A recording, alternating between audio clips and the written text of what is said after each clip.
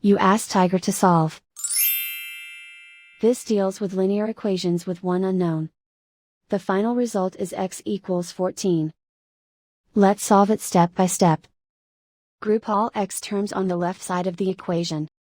Subtract 3x from both sides. Group like terms.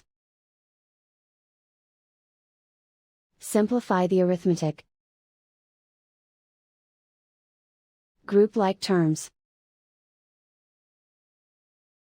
Simplify the arithmetic. Group all constants on the right side of the equation. Add 8 to both sides. Simplify the arithmetic.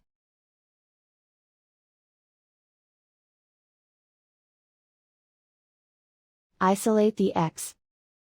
Divide both sides by 2. Simplify the fraction. Find the greatest common factor of the numerator and denominator.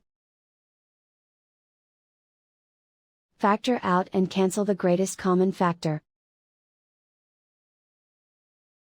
And so the final result is x equals 14.